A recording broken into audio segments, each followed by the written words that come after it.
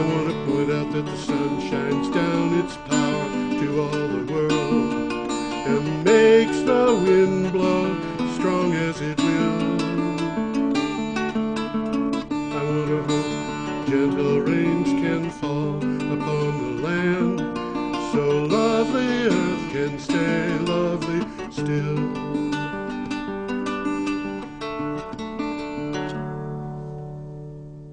Hello, ladies and gentlemen. This is Energy Week with George Harvey and Tom Fennell. This is Tom Fennell. If he looks like a deer in the headlights, it's because he's doing engineering, a noble task. If I look like I've got a stain on my shirt, it's because there's a smudge on your TV screen. And we will just launch into our news for the week, starting with the 28th of March.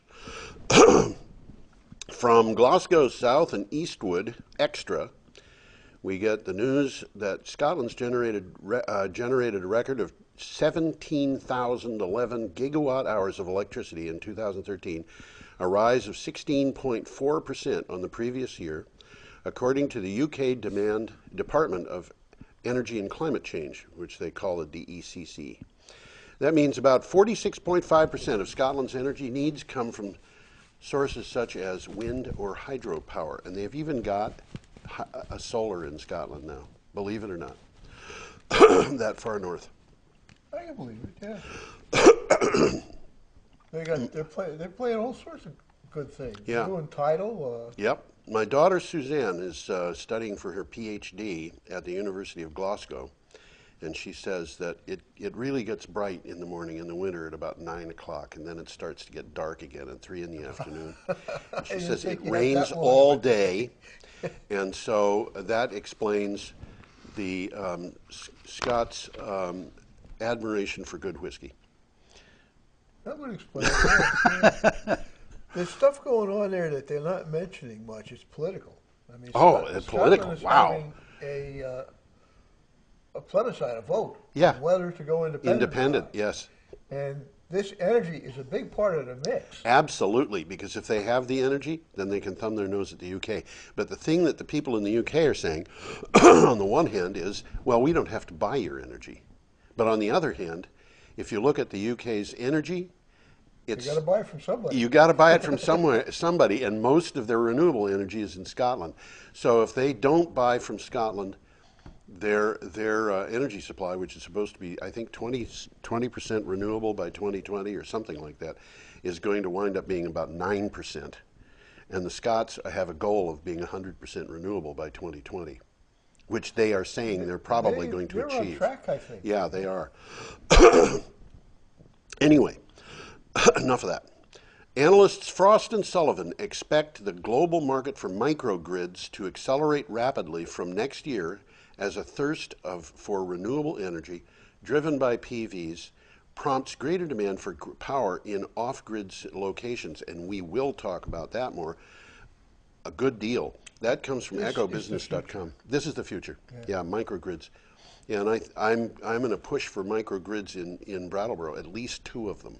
Well, covering the whole town. We're going to get a chance to talk about that now. But we can might whole program. I think we should. I'm putting it before the select board. Yeah. As a I want to create an entity. An entity. I want to create a committee to study how that could be done most appropriately. You hear that, people? Yes, absolutely. I've already had volunteers from people who are on the town meeting representatives. I think I know some of them already, and I think they'll.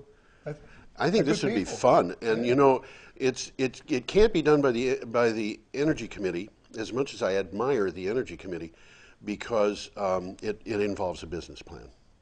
Mm-hmm. But it can't be done by finance for a couple of reasons, one of which is that it involves energy too deeply, and the other, of course, is that the Finance Committee isn't working right now. Not enough people on it. Probably something like a separate district, like a fire district or a solid waste district or something like that would have to be formed. Yeah, I think that what I'd like to see is multiple. I'd like to see every single municipality, with the exception of one in Vermont, have its own microgrid or microgrids. Which one is that? So Lewis. Lewis. Yeah. Somerset's in the. Population 0. Okay. I think Somerset's got a population of 4. Well, maybe they could get away without it. But then on the other hand, they could just go off grid as individuals.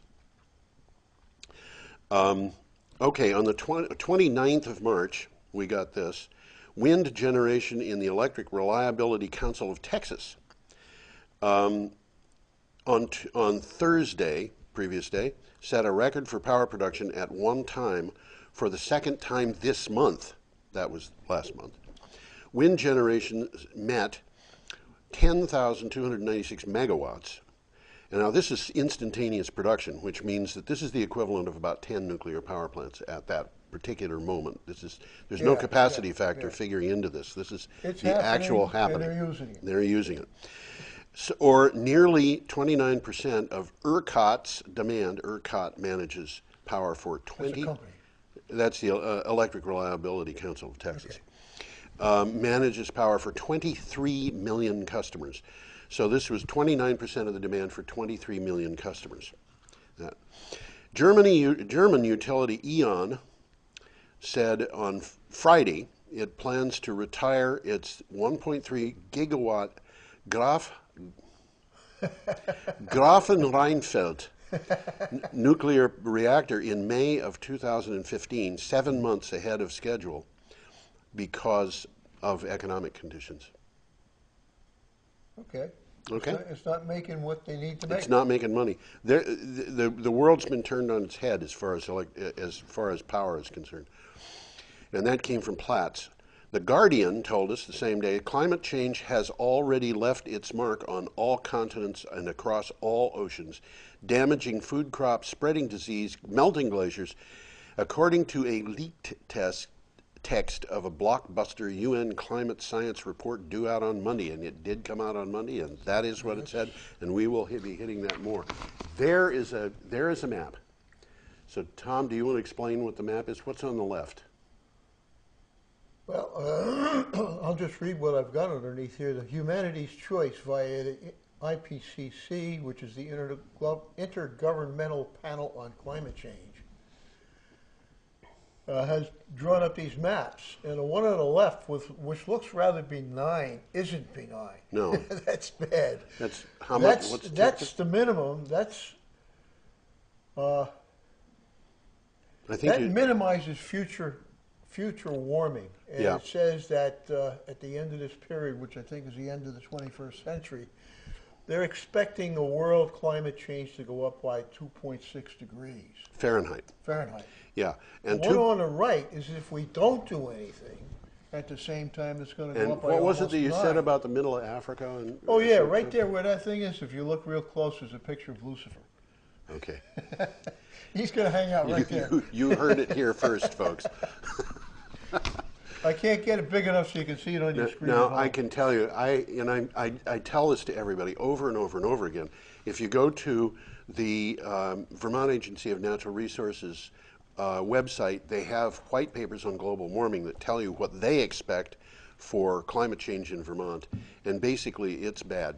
I mean, no maple syrup, no skiing, no fall colors, at least none from the species we've got.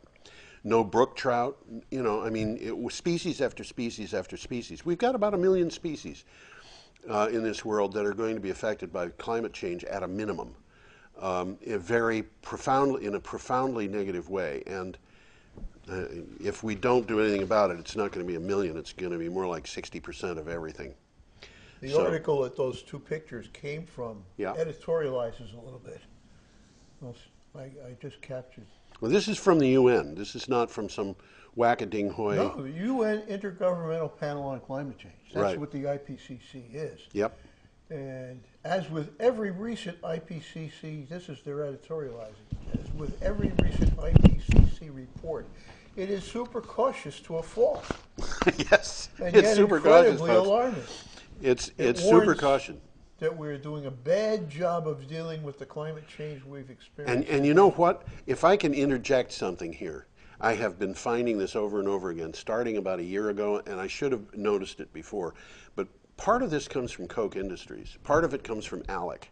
the opposition They're to joined doing at the hip. things about what? They're joined at the hip. Yeah, they are trying to prevent change, but every single renewable energy resource has got some special interest group that is aiming at preventing that resource from operating.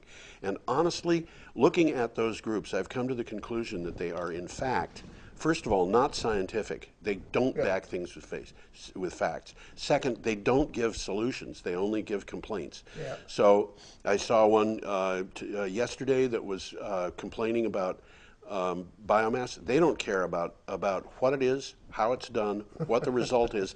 They It's just just bad. they just want to say biomass is bad. I think they would rather have methane coming out of the landfills than having it burned in a biomass plant to produce electricity and let CO2 go into the atmosphere instead of methane, which is 20 to 40 times as bad. Opposition to wind, same kind of thing. I think these are hate organizations. I really have come to that conclusion. They are operating on people's fears, and they are projecting hate. This is Interesting not way of good. looking at it. Not good. That's what I way of that's looking what I think it probably is. Anyway, I don't want to get off too far on that. The next day, which is the 30th of March, the Vermont Public Service Board said on Friday, which I think was the 29th, I might be mistaken, that it reluctantly approved letting the Vermont Yankee Nuclear Power Station operate through the end of the year. That is to say, they gave them a certificate of public good that ends at the end of this year, so that if they're in operation on January 1st, they're in violation. I don't think that bothers them. I don't think it would bother them, but I do think they are going to close down as scheduled. The board also approved a deal between Entergy and the Shumlin administration, and that deal has a bunch of cookies that are being fed to the state of Vermont. And I don't want to get into the argument of whether that's good or bad. It has happened. The one thing that I'm really interested in is making sure that the spent fuel in the spent fuel pool gets into dry casks as quickly as possible, because Well, that's a that's a dangerous concern. situation. Yeah, and they have said they would do it as quickly as possible. That, by the way, came from the Barry Montpelier Times Argus, which is an organization that I go to a lot.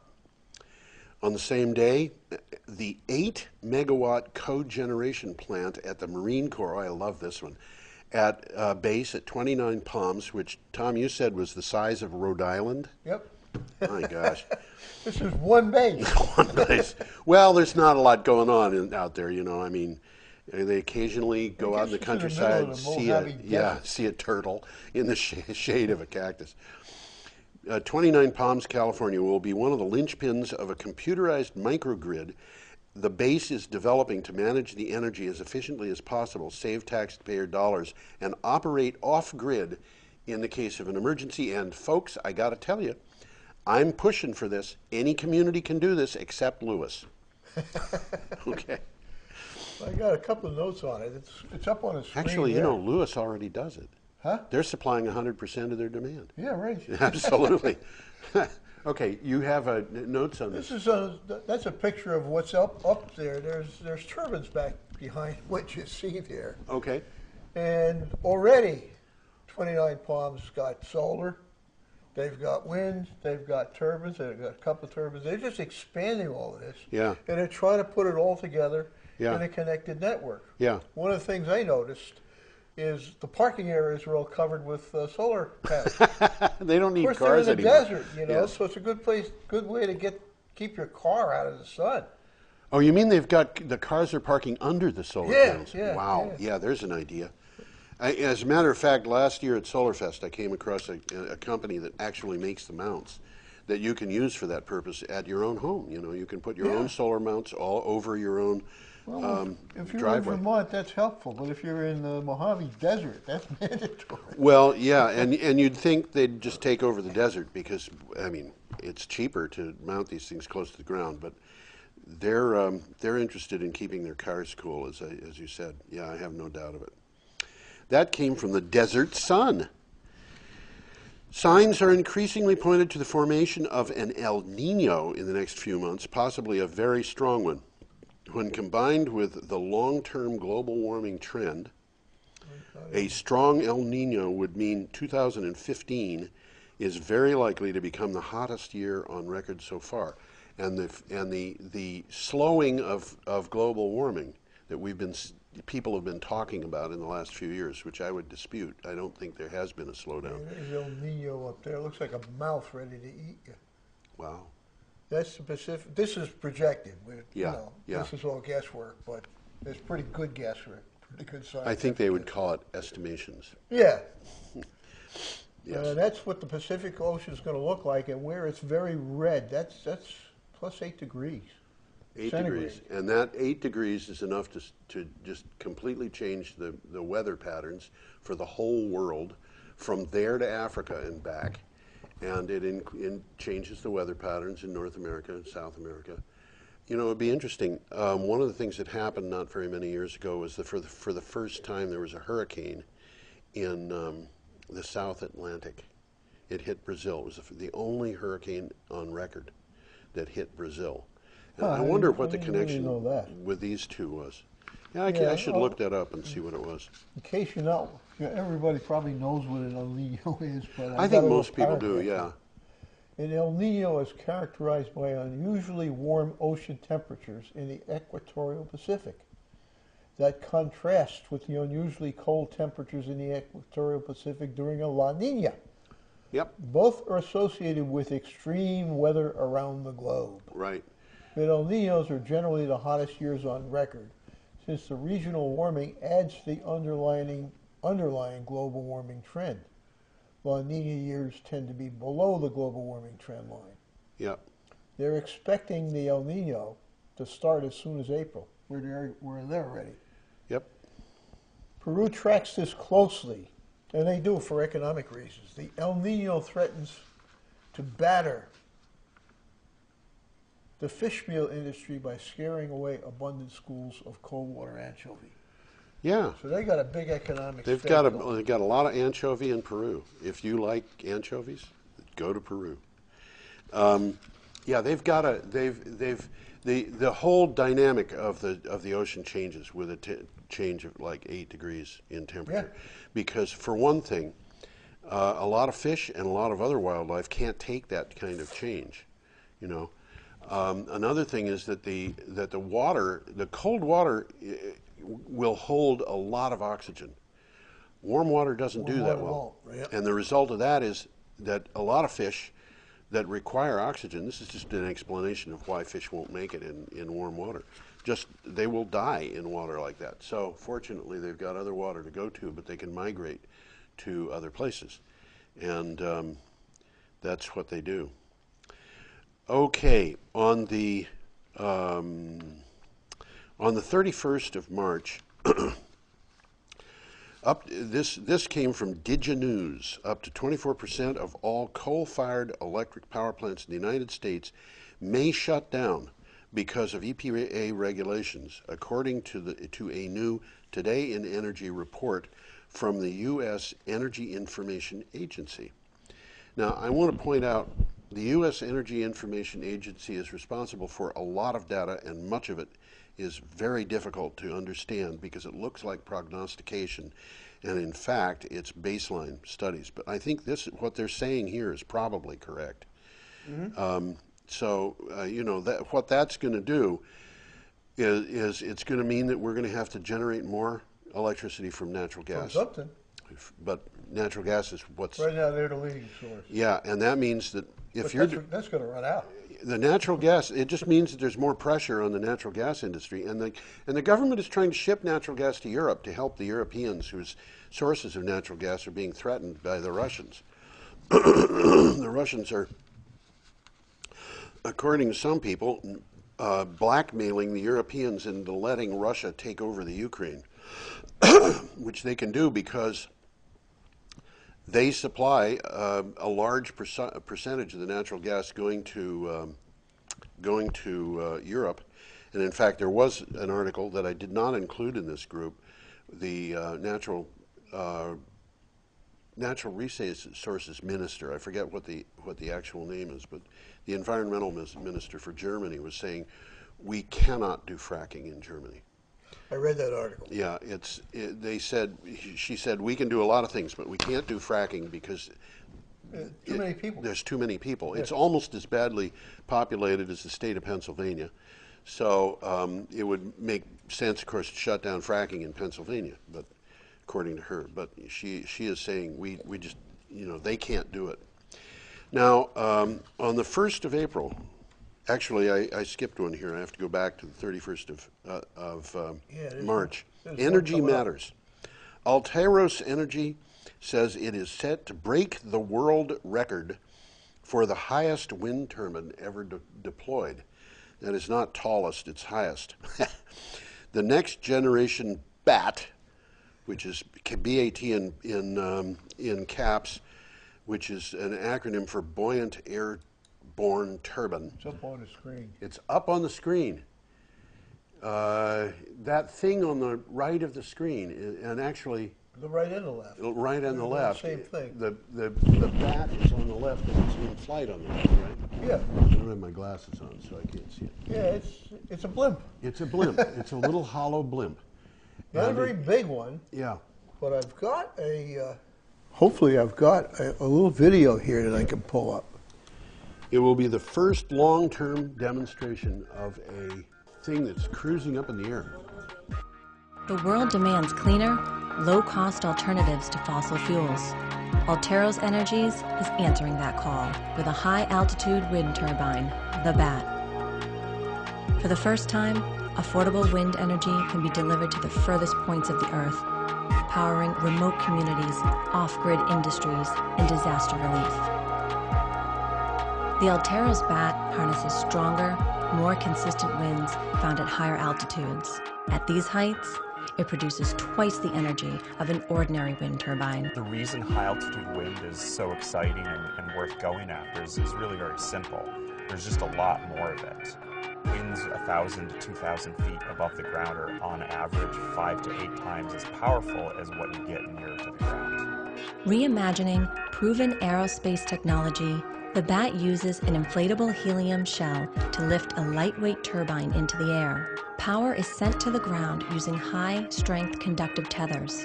The BAT also offers a unique platform to expand internet and phone services, weather monitoring, and much more. Designed to be rapidly deployed anywhere, the BAT significantly reduces human and wildlife impact when compared to ordinary wind turbines. I think Alteros and the BAT is really exciting because it goes beyond the incremental improvements we've seen in wind and offers a breakthrough way to bring wind power to millions of new customers around the world. Formed out of MIT, Alteros is working with the Alaska Energy Authority to launch the first commercial high-altitude wind turbine. Less expensive, more flexible, and significantly more efficient. The BAT is the next generation of wind power. And that came from Energy Matters. On the 1st of April, Governor Shumlin signed the bill that we just talked about for net metering that almost quadruples the amount of power that utilities can buy, are mandated to buy from renewable energy projects that come online, raising the amount to 15% of the peak load. And 15% of the peak load is a lot, because the peak load is very big compared to the average load. Yeah. I don't know what a multiple it is, but that's your high point. All your factories are working, your air conditioning. Yeah, absolutely. Governor Shumlin signed this bill, and we have a cookie. Yep. We have a prize in Windham County, and I really don't know to the extent of this, but I do know that at least the landfill, the Windham area landfill, is going to be allowed to have a bigger array than would normally be put on as a maximum size. Well, that's it in a nutshell. Yeah, this was something that Senator Galbraith sneaked in at the last minute, I think. Yeah, I'm good for him. Yes, good for him. He snuck it in there, and it's a goodie. Yeah. And the Windham Solid Waste Management District, which is not the town of Brattleboro, it's basically a separate municipality almost. Well, that's owned by 19 or so towns in the area. Yeah. Owns the landfill, and from what little I read about it, they would like to set up a separate entity, maybe a public-private partnership, Right. to generate To solar. generate solar power there. And not only can the municipalities join it, but it looks like they're going to have enough power that the general public can be part of this. Isn't that nice? Now, I'm going to look into this a little bit more and get myself. I think that's really, yeah. If you could do that, you really could give a report informed about it. give a report to all our viewers. I think this is All this 6 is, of them. This is a winner. I mean, I forget the size of the possibility. I think it's something like 10 megawatts. It might be as much as 50. I don't know. I doubt that it would be 50, but That's 10, a lot. 10 megawatts. 10's a lot. 10 is a lot. 10 that- is probably much more likely, but And that 10, or whatever it is, would be coming online at precisely the time when the peak demand must peak hits. power. Yes. Which means that if we wanted to have microgrids in this area, that peak demand would be answered by, to a large extent, by the solar array and other solar arrays, because there are certainly others in the area. And we could have a smaller amount of power answering our power needs. Well, the way it generally works is it's an auction, Yeah, and they announce how much they want to sell it for, and everybody else who's making power announces how much they want to sell it for, and theoretically somebody's choosing, but it's really done by a machine. It's done by a computer. and it's been done. It's doing. It's It's totally doing automatic, and it's constant, going on- constant. It might be changing by the minute. Yeah, I understand that those auctions update every hour. Is but it they're- every hour? But they're going on all the time because what they're doing is they're selling power for the upcoming period. So it's a constant thing that's Okay. going on. So if they're the cheapest power, They're going to come online. and they're going to with be a lot cheapest cheaper power. than that gas turbine down in Massachusetts that's coming on. Yeah. You know, the peaking plants. Well, peaking plants are among the most expensive power Absolutely. sources we've got. Absolutely. People think of natural gas as being cheap, and it is cheap if you've got a plant that's designed like a nuclear plant. That it has to run like a nuclear plant and flat out all the time. But these peaking power plants are among the most expensive we've got. They're similarly expensive to offshore wind, although I think offshore wind power is going down so fast that it's probably well below peaking power plants now. Much already. It is? Okay. Offshore wind is getting close to baseline prices. Is it? I suppose it must be. They're building so much of it in Europe. They'd have a lot of experience with it. We We've got don't have much offshore power here yet, not yet. but they're looking at it. I mean, Yeah. it's going to happen. Yeah. Every Yeah. state who's got oceanfront, Yeah, from Texas to Maine, yeah. and I'm Yep. sure California as well, Yep. is looking at it. And for good reasons. The Massachusetts Audubon Society, folks, is in support of Cape Wind. And the reason is because it saves the lives of birds. And why does it save the life of birds? Well, because fossil fuel power from coal and natural gas kills about 35 birds for every bird that's killed by wind per unit of energy. So if we were to switch entirely from fossil fuels to wind nationally, we would save the lives of 95% of the birds that are being killed by fossil fuel plants, which is a lot of birds. But it's not as many as are being killed. There was, Benjamin Sovacool did a thing, and he talked about where this came from, and he talked about Crystal River in Florida. There are there's 5 stations there. One is nuclear, that's been shut down, and there are 4 that are coal, and they all have cooling towers, which those big things that come up. Yeah.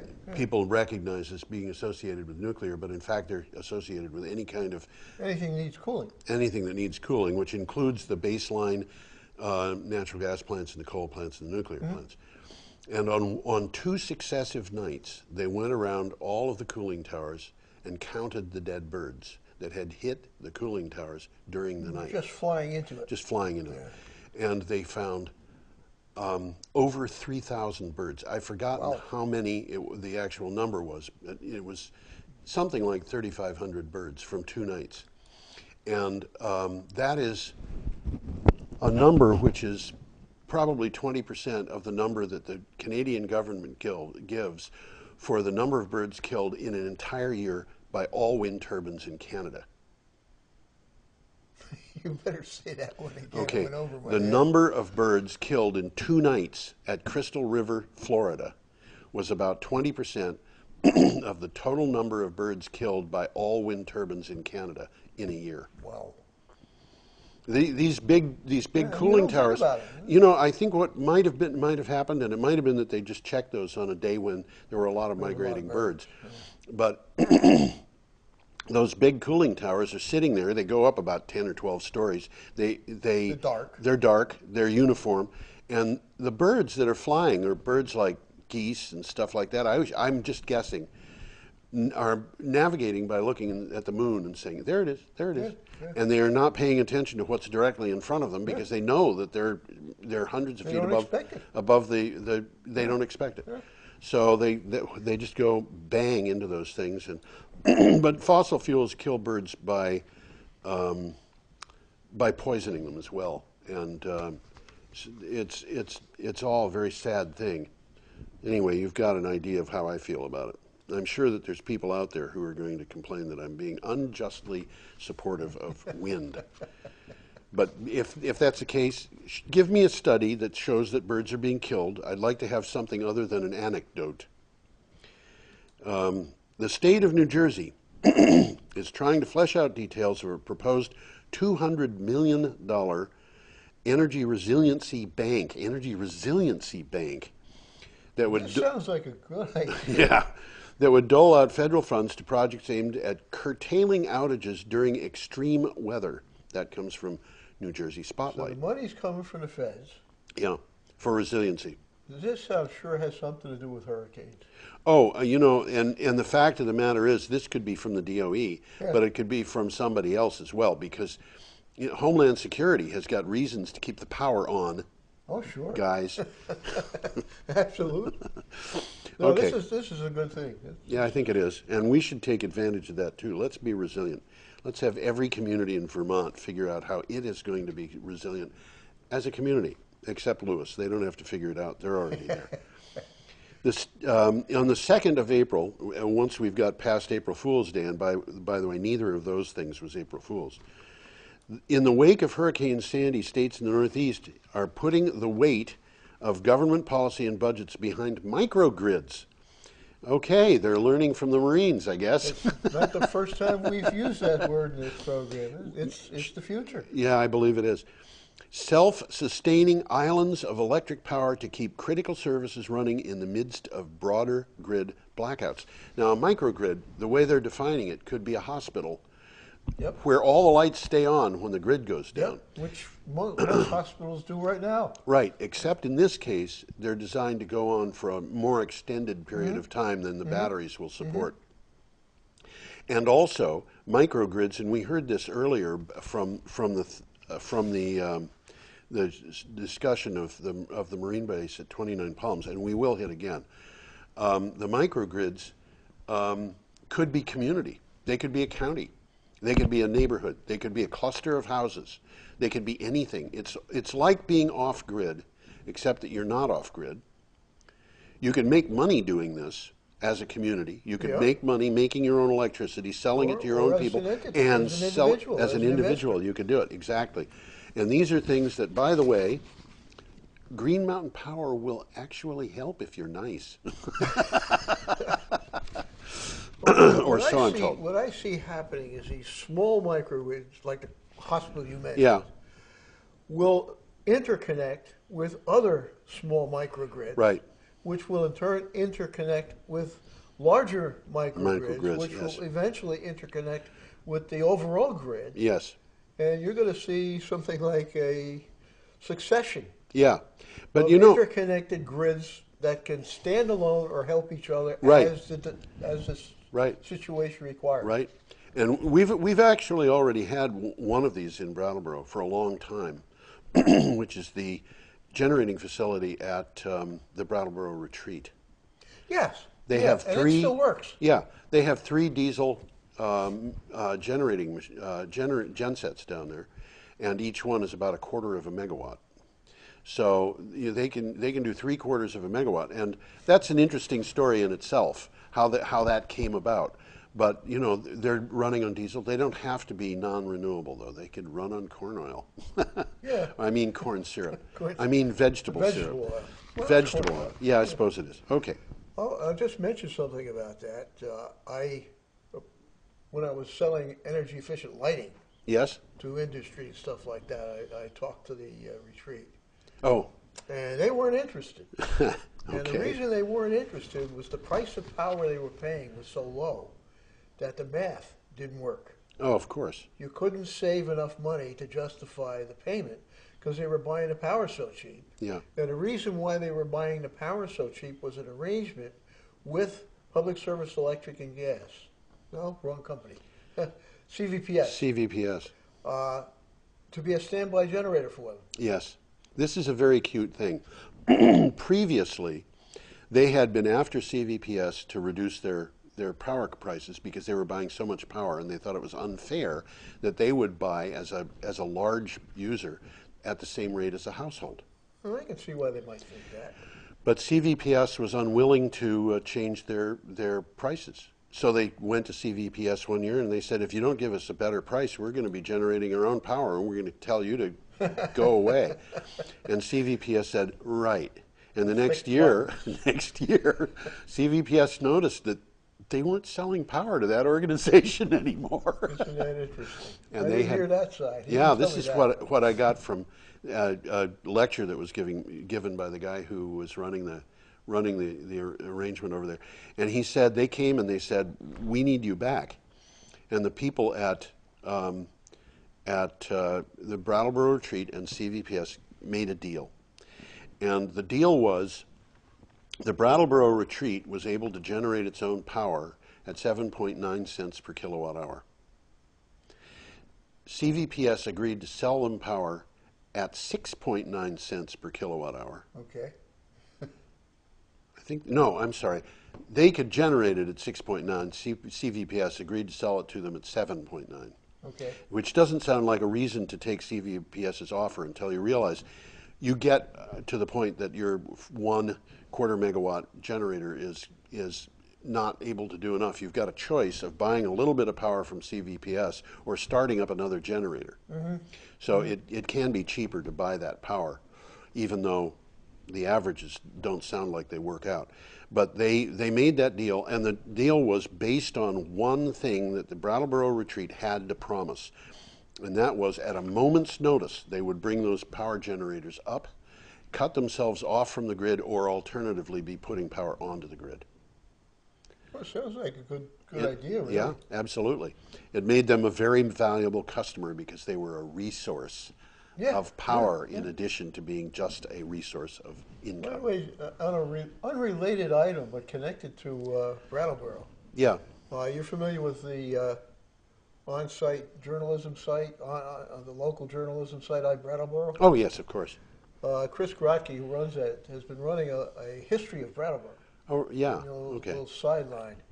And he mentioned last week, he took a clipping from an old newspaper, Yeah. like 1905. Yeah. And it was saying that the Brattleboro Street Railway Company, which was the trolley car line, Yes. saved money this week because they ran on hydropower instead of buying it. Oh my gosh. They apparently had their own little hydro generator somewhere Which in was town. probably at the Whetstone Brook. Yeah, it had been. Yeah. We're talking 1905. Yeah. Well, Yeah. it's interesting. Way back then, and they were talking about how much money they saved. But by the way, James Perkins is going to be coming down here in 2 weeks. He tells me, and he's got a presentation to make on hydropower, which I think will include a proposal for the Whetstone Brook. Well, I'm looking forward to seeing I it, 'cause am he's got really some good interested. ideas. Yeah, I'm really interested in seeing that. That'll be 2 weeks from now. Yeah, my great-grandfather was the first person in Plattsmouth, Nebraska to have his home set up with electricity. That's cool. Isn't it? What, Nebraska? Plattsmouth. Good. I never Yeah, heard of it. he had a guy who worked for him. I think he was the gardener or something, who was given the job of maintaining the battery. I'm not kidding. If you think that's a good one, try this out for size. My great-grandfather was the first person in Plattsmouth, Nebraska to have a telephone. Okay, by 17 years. It was 17 kidding. years before the second person came up with a telephone. Now, figure out where that goes. Who did he talk There to? was only 18 people in the town. No, it was bigger than that. Anyway, I'm told that there were three phone calls in 17 years, one to St. Louis and two to New York. Let's see now, I've got off track here.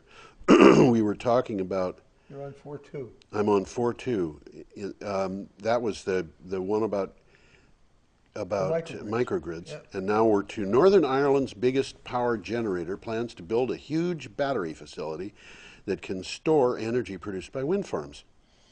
AES, owner of Kilroot and Ballyumford power stations, plans to build the 100 megawatt facility at Kilroot. 100 megawatt battery. Batteries. Oh my gosh. I wouldn't be able to fit that into my flashlight. You know? I don't think so. That's a big battery. A huge battery facility, they described it as. Yeah. It is. That's I got to be did see a big. picture of that. I didn't take it down because it wasn't all that interesting. I'd be really interested in knowing what the technology is. Yeah, I actually didn't read this article. I suppose it might be in the article. It came from BBC News. My bet is that it's lead acid, because lead acid is still fairly cheap compared to other resources. And by the way, I've been writing an article for Green Energy Times on Ray batteries in Connecticut. Uh-huh. They have batteries that they will sell you for a home system, off-grid system or whatnot, that have plates that are over 1/4 of an inch thick. Wow, they last a long time. These batteries are warranted for 7 years. He has batteries in the field that have lasted 30 years, and They they're lead acid or what? lead acid. Yeah, and this is an upgrade to the batteries that have lasted 30 years. And I have to give a disclosure on that. The batteries that lasted 30 years are in Cuba, so they're very, very well taken care of. Because the Cubans have got no resources, so they can't just afford to replace batteries every 7 years. So they take care of them. But yeah, okay. West Lindsay District Council has granted planning permission for a 50 megawatt solar park on the site of a former RAF base in Lincolnshire. When completed, the project is anticipated to share the title of the largest solar farm development in the UK. 50 megawatts. That's a big farm. In the UK. Yeah. You know, I mean, this There's is... not much land in the UK. Well, not only is there not much land in the UK, but the UK is really far north of Vermont. Very far north of Vermont. That's true, too. Yeah, I didn't even think of that aspect. Most of the UK is north of most of Germany, and all of Germany is farther north than any part of Vermont. So, you know, we're back to the 6 hours of sunshine in the winter kind of thing. Only it isn't 6 hours of sunshine. I lived in the UK very briefly, and when I was there at summer solstice, I think we had 6 hours. Actually, it was 6 hours. It was 6 hours of night at the solstice. Yeah, it would be. Yeah. 9 to 3. Six The and sun six. went down at 9 and came up at 3. Wow. And I had jet lag. I mean, I was, zonked. Okay. When I was in college, I went on a Navy cruise to Norway. Okay. And at midnight, you could read a newspaper. The sun wasn't out, but it was twilight. Yeah. But it was bright enough to read a newspaper. And then it got light again. And then it got light. You were able to read the newspaper, and then it got light. That's good. Yeah. It was June, but Yeah. Well, at that latitude in December, it would have been a slightly different thing. I'm sure. Okay. West Lindsay District Council. I just read that. The 3rd of April. That's today. Yep. The UN Intergovernmental Panel on Climate Change has issued its second of 4 planned reports. This is a report That's the one we were talked talking about. That's this one. This has actually come out, and the leak report was not a lie. It said exactly what they said it was. It said that every ocean, every continent has been affected, and we are in trouble. Now, I will tell you, I honestly believe that 100 years from now, people will be very likely happier and healthier than they are today, right where we're living. But we got to get our act together. It's going to be very different. It's going to be different, but I think it's going to survive. but I think it's going to go past survival. I think we're going to have to face some challenges. We're going to have to deal with them, and when we deal with those challenges, we're going to come out at the other side with an ability to deal with each other that will be much enhanced. I think so. I think it pretty much has to happen. Yeah. Second, and that, by the way, came from the Energy Collective. This from Clean Technica: American-made wind power has long enjoyed popular support across the country. Now there's evidence to suggest that the more wind power there is in a state, the more the people like it. I did a very brief story for Green Energy Times that was about a town in Kansas called Greensburg. Did I mention this last time? They have a wind farm. Yeah, you did. Of 10 turbines 3 miles out of town. Yeah. Those people love wind. Nobody has complained about it. Everybody in town is within 1.5 miles of at least 14 turbines. I mean, they're all over the place. Yeah. And they love it. They say they're very proud of this. Greensburg, Kansas is 100% wind 100% of the time. And they do that by having lots of turbines in different places. But yeah, the thing about intermittent power, Tom, intermittent power is intermittent when you've got one wind turbine. Okay. Okay, the wind is intermittent when you've got one turbine. There's a magic thing that you can apply to that situation that gives you power 100% of the time. And it's something that has already been known, and that's called a transmission line. Duh. Duh. Yeah. Wow. There is a wind farm in Nebraska, I think, or Kansas. It's one of those two states. I think it's in Nebraska, that is supplying power to a utility in Alabama. And this is a lot of power these people are supplying to this utility in Alabama. Are they directly connected, or is it a bookkeeping thing? I think they're second cousins. And I think they're actually, I don't know that it's direct. My guess is that it's probably going from one grid to the next, and that grid is going to the next. Thing. I think it's more a bookkeeping thing. But this just was announced within the last month. Some outfit in Wyoming is building a huge wind farm. Yes. To feed into Southern California. Yes. And they're actually running a transmission line. That's right. They are, and this is huge. Yeah. This is really, really big. And they will save California, they say, $1 billion a year in electric bills. Hey, nothing to sneeze at. It's more than I could spend in an entire week. For them to be able to justify, an 800-mile long transmission line, 1,000-mile long, the economics has to be there. Yeah, they're going from Wyoming to Southern California. Yeah. This is not the shortest route to California. This is a route to Southern California. And they do have the advantage that they're going through a lot of land that has very low value. Mm-hmm. But the wind farm in Wyoming is going to be gigantic. And personally, I think it'll probably do almost no environmental damage compared to fracking. And the final thing that we have on today in the news, this came in today, and you didn't get it. You would have if you saw today's news. But in the weekly thing that I sent yesterday, it's not there. Rates from the Hawaii Electric Light Company are consistently above 37 cents per kilowatt hour. Yeah, I did read that, but I didn't have any pictures to Yeah, I can understand that. Despite nearly half the power coming from renewables. The reason why this is so expensive is because it's based on oil being brought in to the islands, or coal to Hawaii. They don't have oil, they don't have coal. They've got to import all their power sources. The renewable stuff, the fuel is free, and it's on Hawaii. So these people are very upset about the fact that they're not getting lower costs for their power. Nevertheless, Parker Ranch, and Parker Ranch is a cattle ranch which is run as a charitable trust. Oh yeah. I don't know how that, but it wasn't very meaningful. Yeah, it wouldn't have been. It was created. It has created a subsidiary. This is a subsidiary of a ranch, which is selling power through a microgrid. It's using power on the ranch, and it's also selling it to neighbors as a microgrid. Here again, we're talking about a microgrid.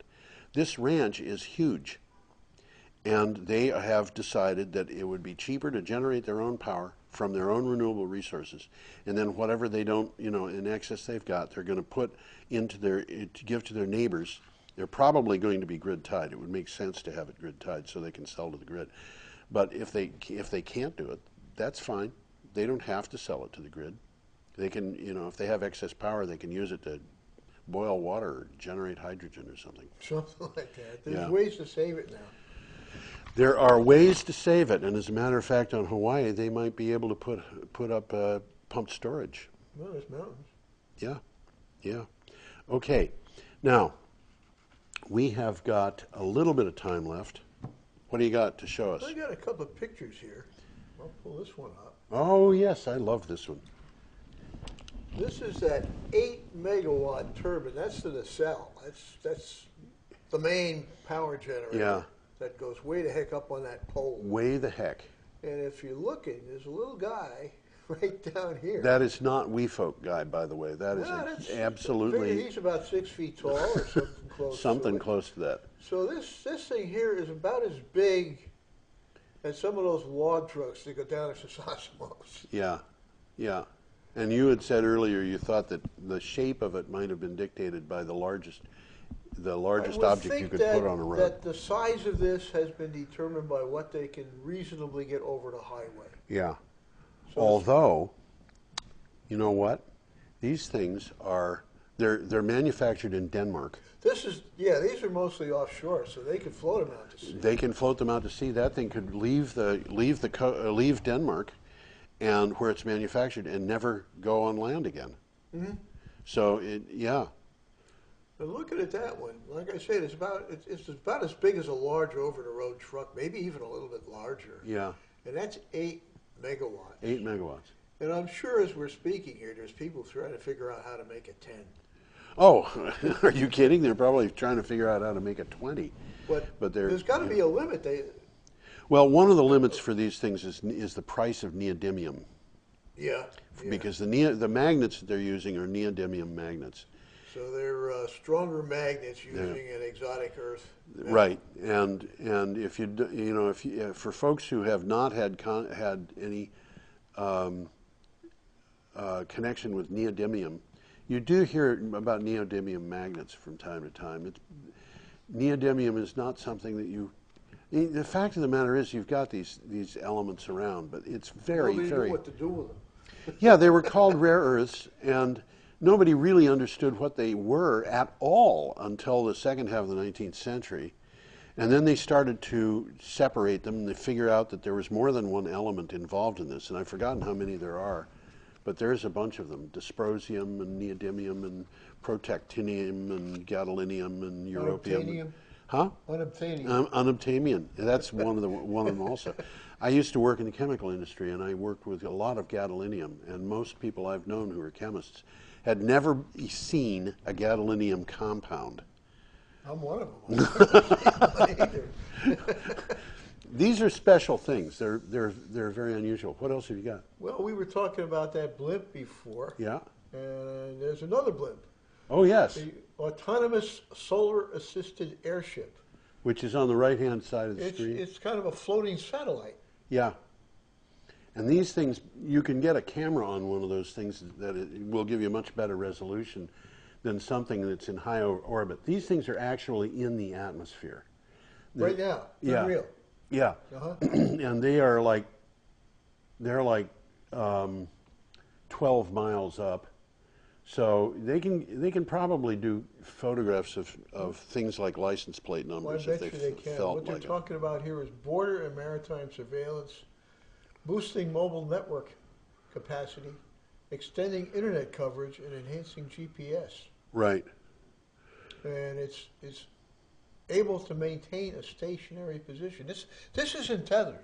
Yeah. It's just up there, controlled electronically. And the stuff that you see that looks like windows on that, Those solar panels. those are solar panels, and that's what powers it. Yeah, So it it's says got- here, the craft will consume a substantial amount of power in order to stay in a stationary position in an environment where the winds reach around 90 kilometers an hour. Wow. I'm surprised they're that low, to tell you the truth. Its creators state it will be able to undertake missions a year in duration with an average service lifespan of about 5 years. Interesting. Now, this is also an interesting statement. While the potential for atmospheric autonomous satellites is exciting, it also raises some concerns about privacy. Yes.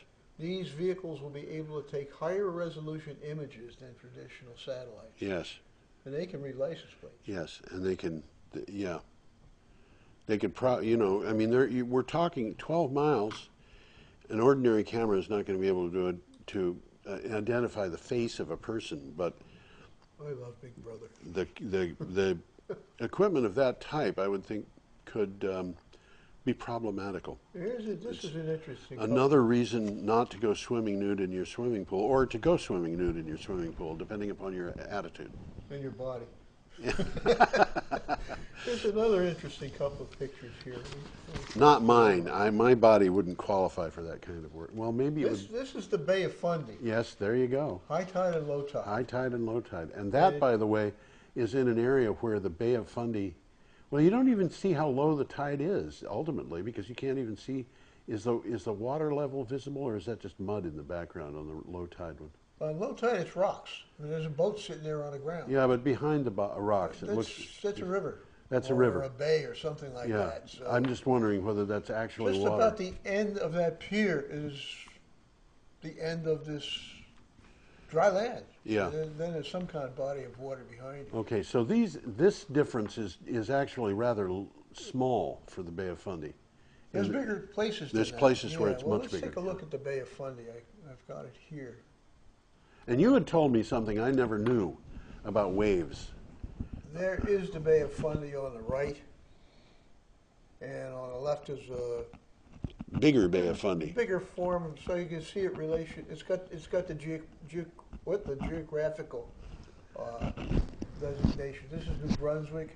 Right here is Maine. So a little bit of Maine is in the Bay of Fundy, and already they're working on doing some experimental projects in Maine.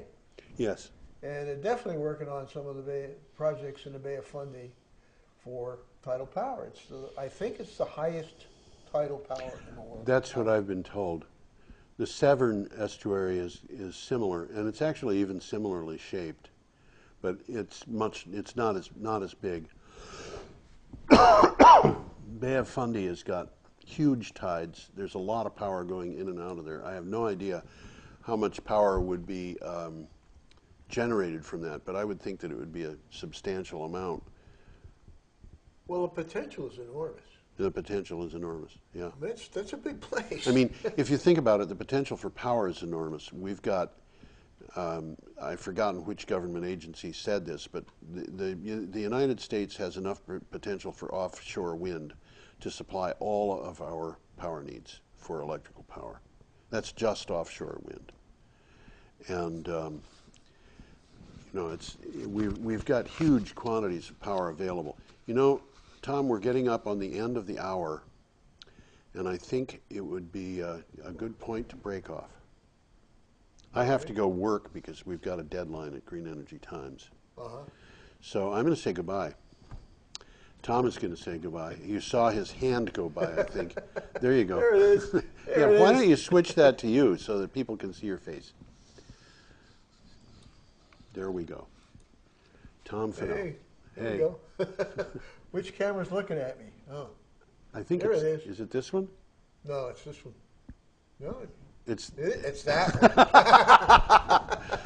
one. See you later, folks. Have fun. Have a good week. We'll be back next week. We're not continuing this for the internet the way that we usually do, but we'll be here next week to tell you everything about everything that has to do with energy.